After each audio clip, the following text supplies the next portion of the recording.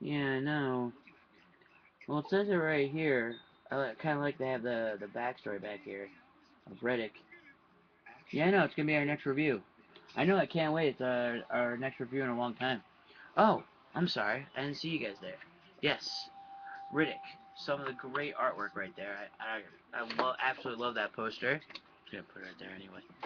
Who cares? It's a poster anyway. I have like 6 of those.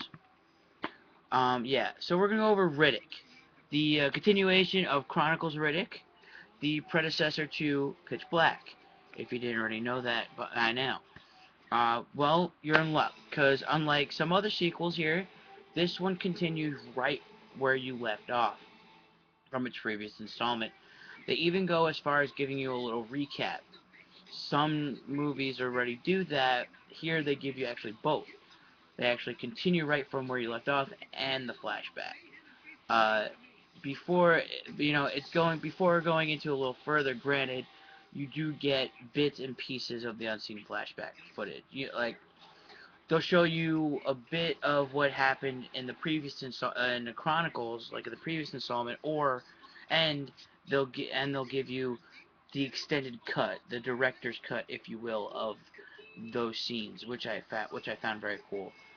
Um, but it's enough to give you the gist of what happened, before the third installment, yeah, before you see it. Now, why did I see this?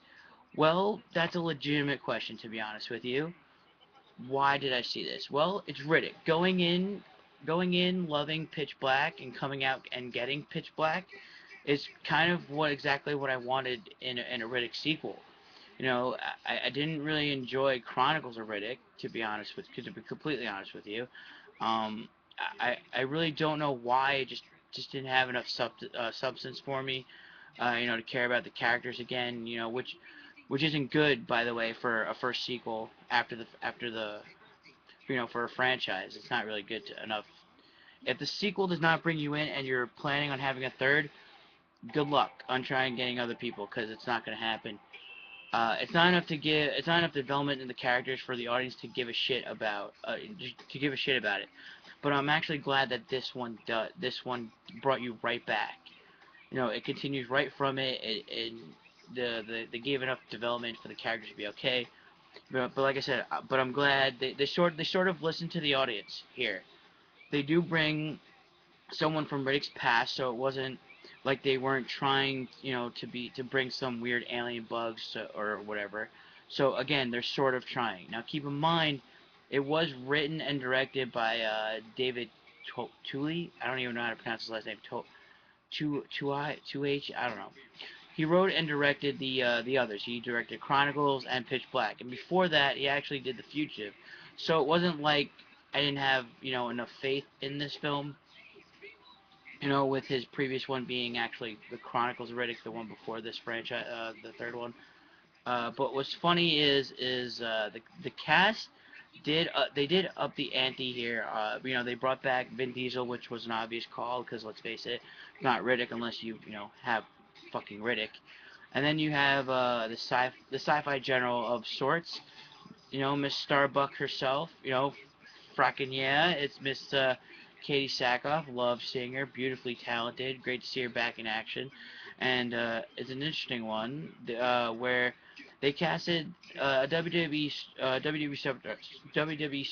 Yeah, I can't talk today. Granted, yes, WWE superstars are great to have, in your casting, especially if you're doing something that involves major fighting and some stunt scenes. So I liked him here. It was Dave Batista. I loved seeing him in here. It was actually kind of fun seeing him in there. And then you have Nolan Gerard Funk. Yes, it's a mouthful. Now, if you don't know the name, you should, because he's actually from Spectacular, to Warehouse 13, to even Glee. Yeah, he's actually managed to get on Fox and on the popular show. So I'm thinking you might actually recognize. You may not know the name, but you definitely know the face. So it was actually a really good cast. I actually liked everyone in it.